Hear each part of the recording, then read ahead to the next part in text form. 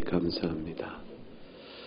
로마서 11장 오늘 읽은 본문부터 사실 하나님께서 그의 약속하는 아브라함의 언약과 다윗 언약으로 대표되는 이 구약교회 백성들을 하나님께서 버리셨는가 아니면 붙드시는가, 그들의 구원은 어떻게 되는 것인가, 이방인을 향한 예수 그리스도의 복음이 오히려 이방인에게는 받아들였지만 유대인에게는 그것이 멸시와 박해를 받는다면 그러면 저들을 향한 구원은 어떻게 되는 것인가, 이 문제에 대한 하나님의 비밀한 섭리가 이제 본격적으로 설명되어 나가기 시작합니다. 이것은 굉장히 어렵고 사실 그 이후에 오늘 12절까지 봅니다마는 13절 이하부터 이어지는 11장 전체 내용은 주석가들 가운데 의견이 일치되지 않습니다. 그러므로 이 부분에 있어서는 결국 선택적으로 어느 견해가 가장 올바른 것인가 하는 것을 본인들 나름대로 성경을 기초로 해서 선택을 해 나가야 합니다. 일단 오늘 11절 말씀은 그러므로라고 말을 했습니다. 그러므로라는 것은 앞에 있는 8절 이하부터 10절까지 말씀을 가장 가깝게 받고 있죠. 8절 말씀에 하나님이 오늘까지 그들에게 혼미한 심령과 보지 못할 눈과 듣지 못할 귀를 주셨다. 이 그들은 누구냐면 이스라엘을 가리킵니다. 이스라엘에게, 왜냐하면 7절에 그런즉 어떠하냐, 이스라엘이 구하는 것을 얻지 못하지 않았느냐, 오직 택하심을 입은 자가 얻었고 남은 자는 우둔해졌느니라. 그러니까 결국 이스라엘이 어찌하여 구하는 것을 얻지 못했는가, 그 일이 어찌하여 그렇게 됐는가, 그것은 하나님께서 저들에게 혼미한 심령과 보지 못할 눈과 듣지 못할 귀를 주셨기 때문이라. 그러니까 이스라엘이 불순종 때문에 그들이 하나님 앞에서 구원받는 은혜를 받지 못했는데 더 큰 신비로움을 보니까 하나님의 영원한 작정 안에서는 그들에게 들을 귀와 볼 눈을 열어주지 않는 하나님의 영원한 작정이 있었다. 이 얘기를 하는 거예요. 이건 굉장히 놀라운 일이죠. 왜냐하면 누구도 하나님의 영원한 작정을 들여다볼 사람은 없기 때문입니다. 그러니까 사도 바울에게 하나님께서 구원사적인 계시의 내용을 알려주신 바가 된 거죠. 그래서 사도 바울은 하나님의 계시로 인해서 구원사적 맥락 속에서 이스라엘이 지금 불순종하는 것은 하나님이 애초의 영원전 작정부터 저들에게 이와 같이 하기로 하나님이 계획을 세우신 것에 대한 실행의 결과다. 이렇게 본 거죠. 하나님께서 저들에게는 혼미한 심 보지 못할 눈과 듣지 못할 귀를 주셨다 하므로 하나님 그게 작정하셨으며 그것이 지금 이때 실행되죠. 저들이 그리스도의 복음을 박해하는 것이라. 그렇다고 해서 저들에게 책임이 없는 것이 아니라, 그 얘기 이제 9절 10절의 말씀입니다. 저들에게 책임이 없는 것이 아니라는 것이에요. 하나님께서는 작정하신 일을 실행하시지만 시간 안에서 살아가는 불순종의 모든 죄에 대한 책임은 자신이 짊어져야 될 것이라는 말씀을 하게 됩니다. 그래서 죄에 대한 책임은 시간 안에서 하나님 앞에 내가 행한 바대로 받는 것이지 영원한 작정 때문에 내가 죄에 대한 책임을 하나님께 돌릴 수 없다는 사실을 여기서 이야기합니다. 굉장히 중요한 문제가 등장해요. 여기는 하나님의 주권과 인간의 자유라는 심각한 문제가 등장하는 것이죠. 하나님께서 주권적으로 자기의 작정을 정하시고 그 계획을 실행한다 하시더라도 시간 역사 안에 사는 우리들이 내 자유의지로 불순종했으면 불순종한 내 자유의지의 책임은 내가 져야 한다는 사실이에요. 이것을 하나님 영혼에 핑계댈 수 없다. 이 사실 굉장히 잘 이해하고 넘어가야 합니다. 그래서 왜 그러냐면 우리가 불순종할 때 불순종한 모든 일에 대한 책임을 내가 져야 될 만한 이유를, 뚜렷한 이유를 내가 부인할 수 없기 때문에 그렇죠. 그것은 뭐냐면 내가 원하여 스스로 불순종한 것이거든요. 내 마음을 하나님 그렇게 주셨다라고 핑계할 수 없을 만큼 내 마음속에 분명한 나의 자유로운 나의 의지적 선택이 있습니다. 결국은 하나님의 주권과 인간의 자유의지의 신비로운 조합이 어떻게 인간에 대한 자기 행동의 자유로운 선택에 대한 책임을 피할 수 없게 하면서도 하나님의 작정 안에 그 모든 것이 있을까? 이것은 인간으로서는 이해하거나 판단할 수 없는 하나님의 영역입니다. 결국 신자는 이와 같은 사실 속에서 오히려 은혜를 받는 것은 뭐냐면, 그럼 나는 내 스스로 내 자유의지에 따라 내가 무엇을 행하였을 때 내 본성은 하나님을 택한 선택하지 않았다. 내 본성은 이스라엘 저 마음이 혼미하고 듣지 못할 귀를 가진 자와 보지 못할 눈을 가진 자와 내가 다를 바가 없었다. 근데 나는 어떻게 하여 하나님을 사랑하는 마음을 갖게 되었을까? 어떻게 내가 갖게 됐을까? 라는 이 질문 앞에서 우리는 나에 대한 하나님의 영원한 작정의 실행을 감사하게 되는 것이에요. 결국 죄에 대한 책임을 피할 수 없는 우리들에게 하나님께서 그 마음을 열어주시고 내가 하나님 앞에 나올 수 있게 되었으니 이 어찌 은혜가 아니겠는가라고 고백하게 되죠. 그러나 하나님이 그 은혜를 주지 않았다면 나는 내가 영원한 진노를 받아 마땅한 죄의 책임 아래 있는 존재라는 사실에 대한 겸손한 인정. 이렇게 되어진 것이죠. 죄인은 반대로 넘어가죠. 내가 하나님 앞에 불순종한 것은 당신이 정했기 때문이요. 따라서 내가 만일 하나님 앞에 순종한다면 이것은 내가 하나님 앞에 얼마나 잘한 것이냐 이렇게 돼가죠. 구도 자체가 그대로 똑같이 은혜로 감사하며 죄인일 수밖에 없는 죄책을 회개하는 자들과 죄를 짓는 것에 대한 작정이 하나님에 있다고 죄의 책을 하나님께 돌리고 이 세상에 자기가 순종한다면 그걸 자기 의로 돌리는 자들과 뚜렷한 대비가 이루어져 나갑니다. 이 대비 속에 성경은 무엇을 말하냐면 어떤 일로도 이 세상에서 죄에 대한 책임을 하나님께 돌릴 수 없다는 사실은 선언이에요. 두 번째는 하나님께서 토기 장이와 같이 자기가 천한 것과 귀 있을 것을 선택할 수 있는 것처럼 하나님께서 멸망의 책임을 지고 있는 자들 가운데 일부를 선택을 구원하는 것은 하나님의 은혜인 것이라고 말합니다. 그리고 그 은혜를 실행할 수 있을 만한 하나님의 놀라운 능력은 우리가 알지 못한 신비한 영혼과 작정, 주권, 하나님의 주권과 인간의 자유관계 속에서 그를 이루어 가신다. 이렇게 말합니다. 하나님께서는 자신이 선택할 구원하고자 하는 자의 심령을 바꿀 수가 있는 것이죠. 이걸 못하시면 하나님이 아니신 거잖아요. 자유의지를 침해하지 않으면서. 그러나 다른 자들은 내버려 두신 것이죠. 그대로 혼미한 심령 속에 내버려 두신 것입니다. 오히려 적극적이면서 보기도 아마도 그렇게 하기로 하나님이 작정하셔서 그렇게 된 것이라고까지 말해도 되는 것이죠. 그래서 하나님께서는 그의 작정에 따라 악인들은 악에 있도록 내버려 두시고 두십니다. 허용적 작정이라는 말로 신학자는 표현해요. 결국 이스라엘 백성은 혼미한 심령 보지 못할 눈과 듣지 못할 귀를 하나님께 오늘날까지 그들에게 주었으므로 저들이 우둔하여 그리스도의 복음을 배척한 것이라. 9절과 10절. 그러나 저들에게 죄에 대한 책임을 물어야 되기 때문에 그들의 밥상이 올무와 덫과 거처와 보험이 되게 하시옵고 다윗의 시편 얘기죠. 이번은 뭐예요? 저들이 밥상 머리에 앉아서 악을 도모하고 자신의 기쁨을 노래할 때 오히려 저들을 삼켜버리는 덫가 되게 하시고 그들을 올가면 올무가 되게 하시고 넘어뜨리는 거친 것이 되게 하시고 오히려 죄값을 받는 일이 되게 하옵소서라는 것은 죄값을 하나님이 이 땅에서 물으실 것이라. 그 영원한 심판 때 물으실 것이라. 죄가 결코 죄값 없이 치르진 않을 것이라. 오늘의 범하는 모든 죄는 죄대로 물으신다. 하나님께서 이 시간에 행하는 일에 대한 책임을 9절에서 얘기하는 것이죠. 그리고 10절에 그 등을 흐려보지 않고 그대 등을 항상 굳게 하옵소서라고까지 얘기합니다. 저주를 선언하는 것이죠. 하나님 나라 대적자의 멸망을 선언을 해버리는 것이죠. 이와 같은 내용을 다 한 다음에 그러므로 이스라엘이 이렇게 되어져서 그리스도에서 만약 예수 그리스도의 복음의 배반자요, 대적자요, 거부하는 자가 됐다면 저들이 넘어지기까지 실조가 있느냐 이렇게 말해요. 그럼 이스라엘의 멸망이 어디까지냐? 라고 물어보는 것이죠. 이스라엘은 완전히 이제는 그러니까 끝이 났구나. 이스라엘은 더 이상 소망이 없구나. 라고 선언해버려요. 그러나서 그렇게 질문해놓고 난 다음에 스스로 답하기를 자문자답이에요. 그럴 수 없다라고 말합니다. 그럴 수 없다는 말 속에서 하나님은 또 다른 섭리가 있다. 하나님은 또 다른 작정의 계획이 있다. 그래서 실행하실 것이다. 이렇게 얘기하는 것이에요. 그러니까 이게 계속 이제 하나님의 어떤 하나님의 작정에 따른 이스라엘의 불순종에는 죄값을 물으시는 하나님의 공의. 그러면 이스라엘은 그럼 완전히 멸망하게 되는 것일까? 할 때 그렇지 않다. 그렇지 않고 그럼 무엇입니까? 라고 했더니 11절 하반절에 그들이 넘어짐으로 그것도 읽어보세요. 시작. 그들이 넘어짐으로 구원이 이방인에 이르러 이스라엘로 시내게 나게 하려 함이라. 이렇게 됐어요. 그러니까 하나님께서 그렇게 이스라엘 불순종이 있게 한 것은 첫째는 뭐냐면 구원이 이방에게 이르게 하기 위함이라고 말씀하시는 거예요. 그러니까 하나님께서 이스라엘이 마음이 완악해져서 이때 이스라엘은 저 집단적 이스라엘이죠. 국가적 이스라엘이고 민족적 이스라엘이에요. 총체적 이스라엘입니다. 이런 집단적이며 총체적인 이스라엘 전체가 하나님 앞에서 배반할 때 그럴 때 이들이 불순종하게 된 것은 하나님의 영원한 작정 가운데 그렇게 혼미한 심령을 주셨기 때문이라고 말을 했는데 근데 그렇게 된 것은 하나님 또 다른 목적이 있었다. 왜 하나님께서 이스라엘에게 혼미한 심령을 주셨습니까? 집단적 이스라엘이 이렇게 하나님을 배반하는 일이 있게 되었습니까?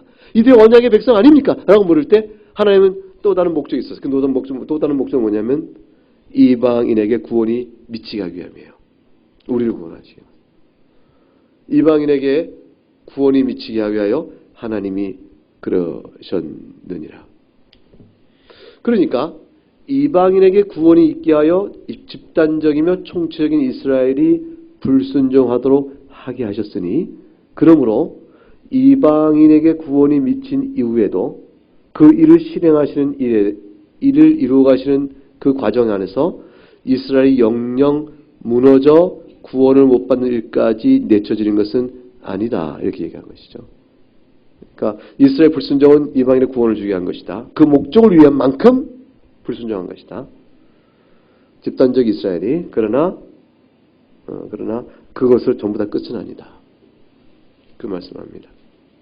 사실 사도와 행전을 보게 되면 사도들께서 복음을 전하러 이제 각각 소아시아 지역을 다니실 때 곳곳에 유대인들이 있잖아요. 유대인 회당에 가서 복음을 전하거든요. 유대인 회당에서 복음을 전하면 유대인들이 먼저 들어야 될 거 아니에요. 성경을 먼저 아는 자니까. 그래서 그 성경을 들어서 성경을 풀이하는 거죠. 사도의 설교는 다른 게 아니었어요.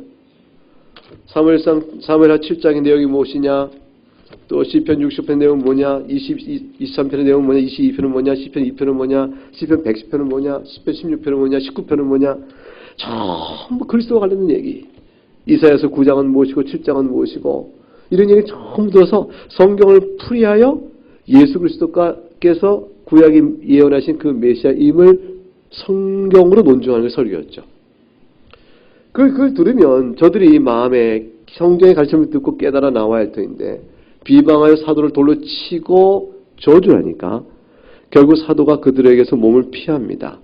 몸을 피하면서 사도행전 13장 예를 들어서 46절 이렇게 얘기합니다. 바울과 바나바가 담대히 말하 이르되 하나님의 말씀을 마땅히 너는 먼저 너에게 전할 것이로되 너희가 그것을 버리고 영생을 얻기에 합당치 않은 자로 자처하기로 우리가 이방인에게로 향하노라.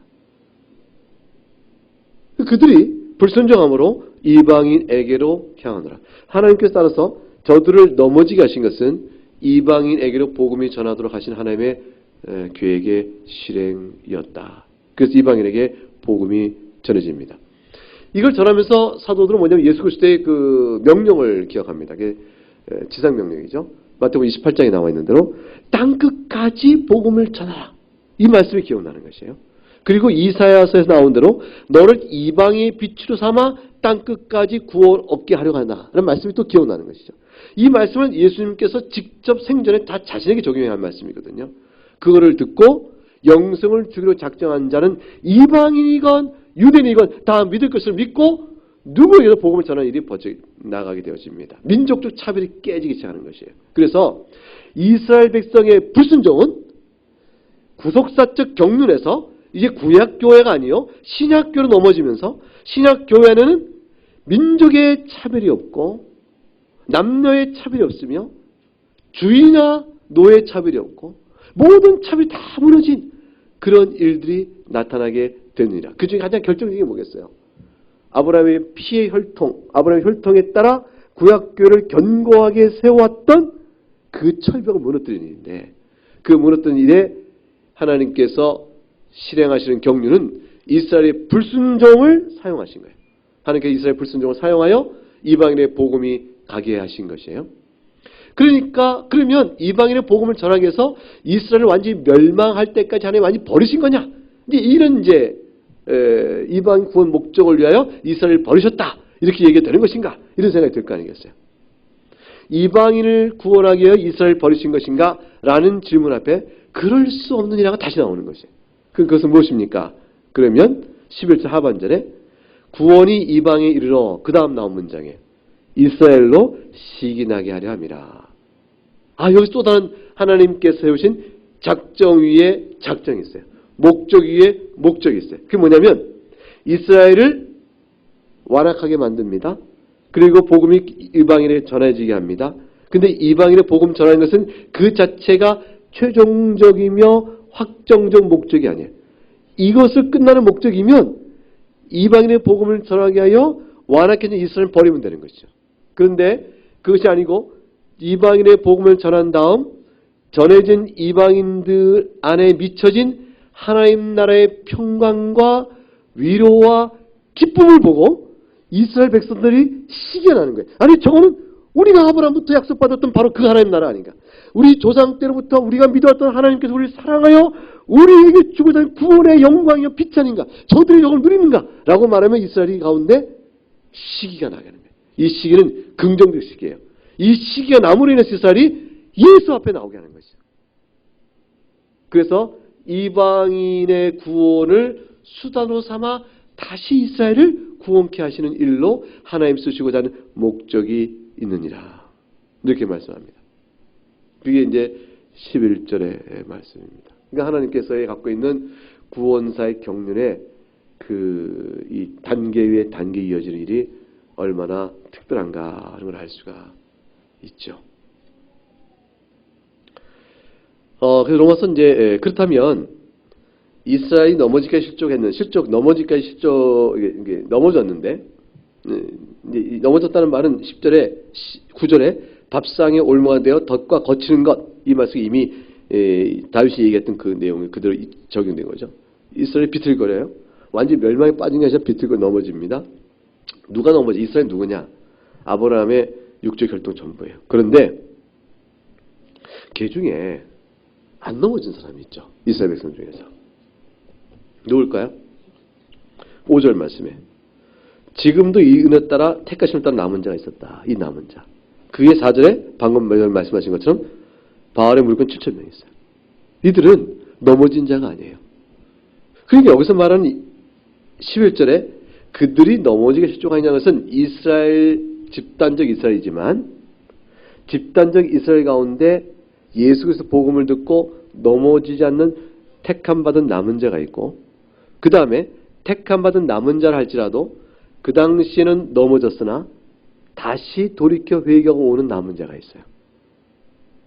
그러니까 결국은 하나님이 택하여 부르신 남은 자는 결국에 이방인이 누리는 하나님 나라의 영광을 보고 시기하여 나갈 사람들이에요. 그러니까 여기서 말하면 집단적 이스라엘과 남은 자 이스라엘을 잘 봐야 합니다. 결국 총체적으로 이스라엘을 시기가 나게끔 했다. 그 이스라엘 백성이 시기가 나서 보니까 이방인의 구원 때문에 우리의 언약을 너희가 누리는가? 우리도 누려야겠다. 라고 나오는 그리스도 앞에 나오는 자가 있어요. 이 누구에게 남은 자들이에요. 그래서 이스라엘 시기가 나게 함이라 하는 것은 총체적 이스라엘이지만 실제로 대상은 남은 자가 되어집니다. 이 로마서 10장 19절을 보면은 로마서 10장 19절을 볼까요?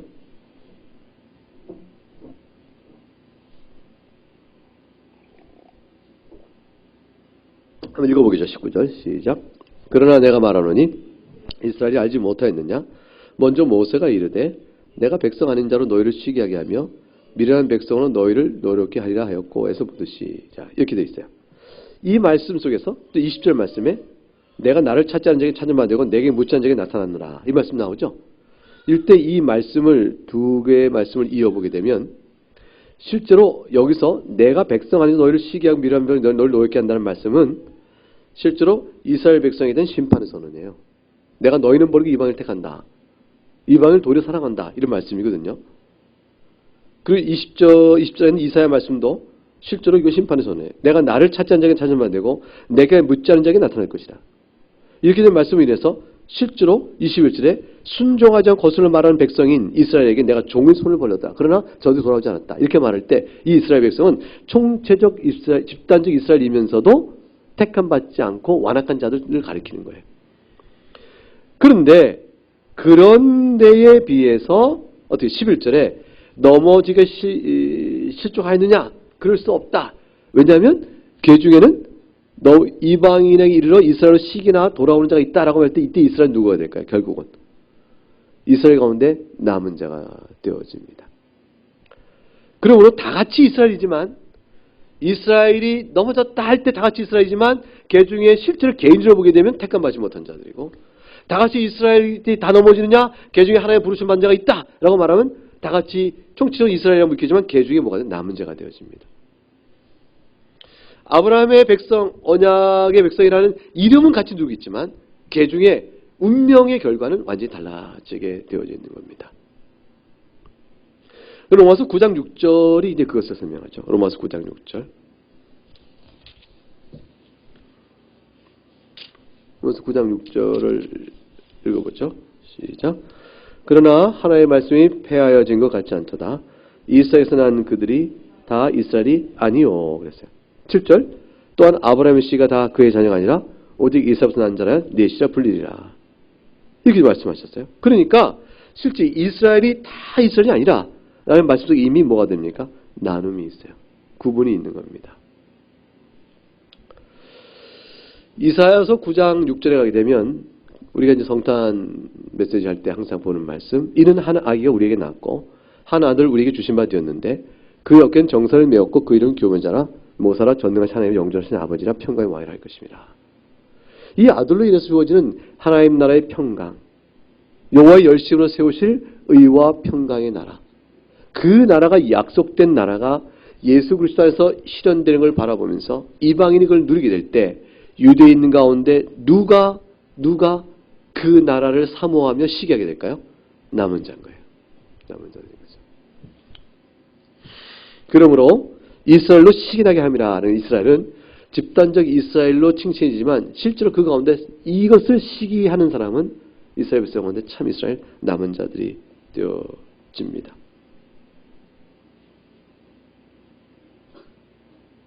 선택받은 이스라엘 백성은 하나님의 언약을 잊지 않고 있기 때문에 이방인이 예수 그리스도를 믿어 누려지는 구원을 바라보고 그곳에 하나님 나라가 있음을 생각하게 됩니다. 그 성령 하나님께서 이들을 구원하시기 위해서 그들 마음속에 이방인이 누리고 있는 예수 그리스도의 하나님 나라를 바라보고 시기가 나게 합니다. 그리고 그들을 다 그리스도 앞으로 불러 모으시는 거예요. 언제까지? 역사 계속해 지금도 계속해서. 그래서 지금도 유대의 혈통이요 아브라함의 혈통 받은 자들 있잖아요. 이스라엘 백성을 자처하는 사람도 있지 않습니까? 그 많은 이스라엘 백성들 가운데서 아브라함의 혈통을 가진 사람들 가운데서 하나님 지금도 계속해서 우리가 누리는 예수 그리스도 안에 누리는 이 하나님 나라의 평강을 바라보고 이것이 바로 구약에 예언된 메시아로 인하여 이루어지는 구원인 줄 알고 저들 가운데 지금도 돌아오고 있는 사람들이 계속 돌아오고 있는 거예요. 계속 돌아오고 있습니다. 하나님 불러내고 있죠. 우리들로 인하여 주어진 하나님 나라를 바라보고 저들이 시기하여 돌아오서 성령께 역사하셔서 그들을 불러내고 있는 겁니다. 그렇게 하려고 우리에게 먼저 이스라엘 불순종을 통하여 우리에게 복음을 전한 것이다. 이스라엘 불순종을 통하여 사도들은 이방인의 복음을 전하고 복음이 뭐냐 하나님 나라로 인하여 저들 가운데 택한 자는 시기가 나요. 하나님 나라 열심으로 다시 이방인의 교회 즉 신약교회에 들어오게 되죠. 신약교회는 유대인이나 이방이나 차별이 없기 때문에 들어오게 되어집니다. 그것은 지금까지 그때부터 지금 2000년 지난 지금까지도 계속해서 이스라엘 백성 가운데 시기가 나 계속 들어오게 되어집니다. 12절 말씀 보게 되면 12절 읽어봅니다. 그들의 넘어짐이 세상의 풍성함이 되며 그들의 실패가 이방인의 풍성함이 되거든 하물며 그들의 충만한 일이요. 이 말씀 무슨 말씀일까요? 그들의 넘어짐이 이 세상의 풍성함이 되고 이스라엘 백성이 복음을 불순종함으로 이방인에게 이 세상은 이방인을 가리켜요. 이방인에게 풍성한 구원이 미치게 되며 그들의 실패가 이방인의 풍성이 이거는 같은 말이에요. 그러니까 윗줄과 아랫줄은 세상을 이방인으로 그들의 넘어짐을 그들의 실패 이걸 같이 반복해서 두 개의 같은 내용을 두 가지 표현으로 강조한 겁니다. 되거든 하물며 그들의 충만함은 오직 하겠는가. 이것은 무엇이냐면 이스라엘의 남은 자들이 그리스도의 복음을 듣고 처음부터 열렬히 반응했다면 이방인들은 이스라엘과 더불어서 함께 누릴 하나님의 영광 때문에 얼마나 더 그들도 기뻐했겠냐 이런 얘기가 되는 것이죠. 그런데 이 풍성함을 하나님께서 재우신 계획에 따르면 처음부터 주지는 않으시는 것이에요. 지금 가만히 보세요. 지금 우리가 복음을 듣고 막 기뻐하는데 유대인의 혈통하던 자가 이스라엘 백성이 하나님의 은혜를 선택을 받아서 그리스도의 복음을 듣고 신학교로 옵니다. 유대인이 우리 가운데 섞여 있어요. 그들이 우리 조상부터 주는 언약을 얘기하면서 그리스도가 바로 예수님이 바로 우리의 그리스도이며 구약에 예언된 바로 그분이라고 간증하고 그들의 신앙을 고백하며 우리가 아는 바에 대한 신구약 성경의 해석을 풀어가기 시작할 때 그걸 보면 우리 마음속이 어떻게 뜨거워지죠.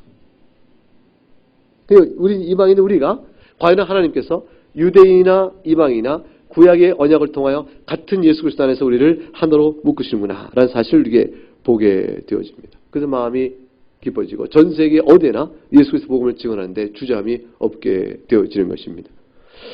신약성경 에베소서 2장을 가게 되면 이런 사실을 놓고 사도 바울이 이렇게 설명합니다. 에베소서 2장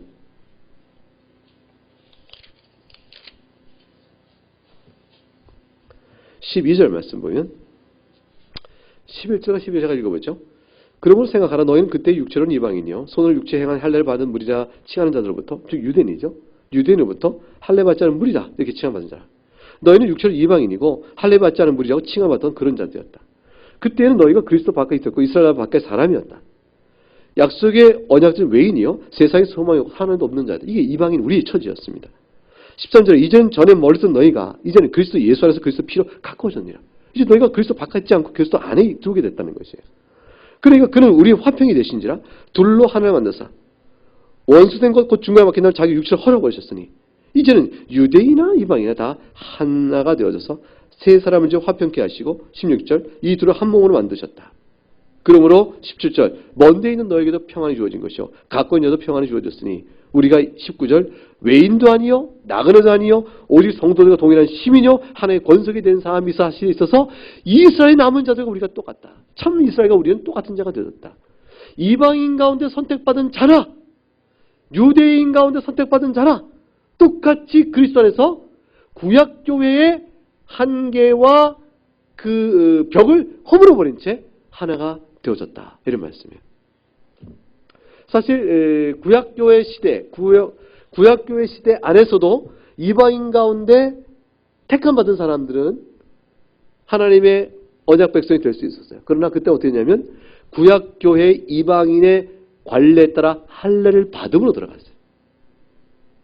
교회가 구약교회였으니까. 근데 지금은 그 구약교회의 틀이 깨집니다. 깨지고 오직 예수 그리스도 안에서 하나가 되어져 갑니다.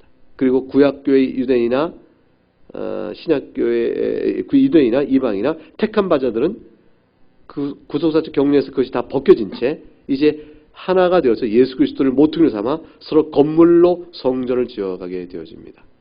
그러므로 교회가 신약에 이르러서 유대인과 이방인의 차별이 없고 하나가 된 놀라운 사실을 여기서 이 장에서 설명을 하죠. 사도 바울의 염두는 바로 거기까지 가고 있는 겁니다. 그래서 풍성해지는 것이죠. 그래서 그들의 실패가 이방인의 풍성이 되건 하물며 그들의 충만함은 어떠하겠느냐. 저들의 수가 채워지면서 복음의 풍성함과 그 영광은 얼마나 더 드러나고 이방인들이 또한 그러겠느냐 이렇게 말씀합니다. 마침내 이스라엘 가운데서 그래서 나중에 우리 로마서 11장 26절에 가게 나오는데 이스라엘 전 역사 속에서 결국 하나님의 선택을 받은 모든 이스라엘은 다 구원을 받는 일이 벌어지는 겁니다. 한때는 집단적 이스라엘이 복음을 배척하니까 이스라엘 백성들 가운데 한 명도 구원받을 자가 없을 것처럼 이방인 눈에 보이는 거예요. 우리 눈에는 복음을 배척한 이스라엘 가운데서 과연 하나님의 택한 백성이 있겠느냐, 저도 예수 믿는 자가 있겠느냐 이렇게 보이는데 하나님 택한 자가 있으니까 예수 앞에 나오거든요. 저들 가운데도 구원받는 자가 있네? 하나님 택한 자가 있네? 거꾸로 이방인은 그렇게 바라봅니다. 그래서 사실은 하나님 관점에서 보기는 뭡니까? 유대인 가운데 택한 자는 항상 있어 왔고 이방인에게 복음을 전하기 위해서 이스라엘의 불순종을 사용하신 것이요.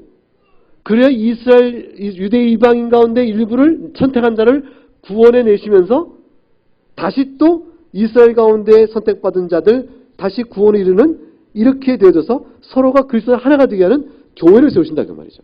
이렇게 하나님 작정 가운데 있으니까 하나님 보실 때는 원가지가 뭐냐면 원래 원뿌리가 뭐냐면 이스라엘이에요 사실은. 근데 이방인의 관점에서 보게 되면 예수 그리스도를 십자가에 죽이고 배척한 너희들이 로 인하여 우리가 복음을 받고 우리가 교회를 먼저 세웠다라는 신약교회의 주인이 우리인 양 자처하게 되죠.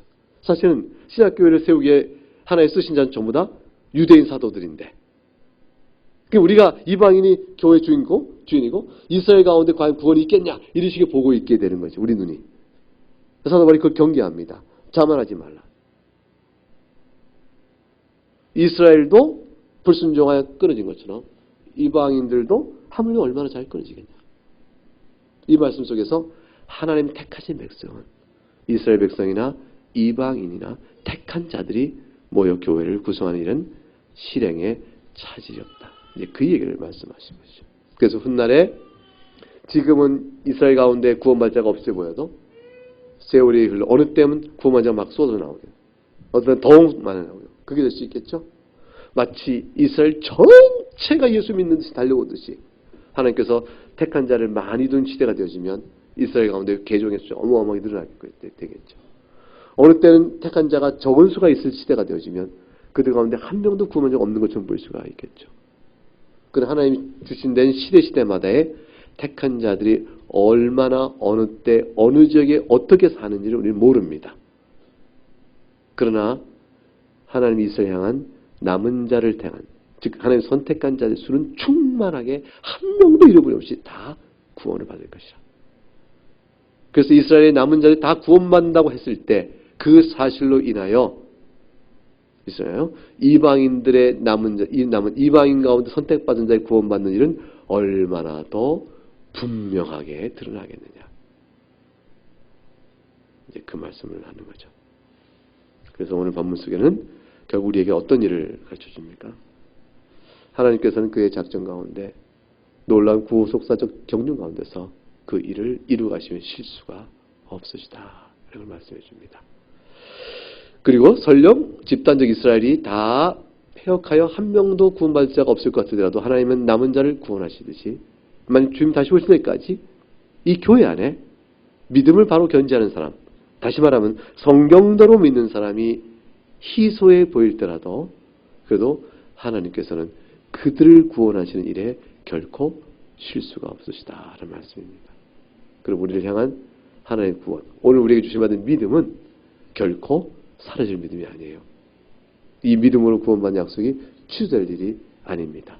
그러므로 두려움 없이 견고한 이스라엘과의 언약을 지켜주신 하나님께서 똑같이 우리에게도 그리스도 믿는 이 믿음 안에 나갈 때 끝까지 선택받은 그의 백성을 지키실 것이라는 생각을 갖고 담대하게 이 마지막 시대를 신앙 가운데 잘 감당할 수 있어야 할 것입니다. 이제 다 같이 찬송하겠습니다.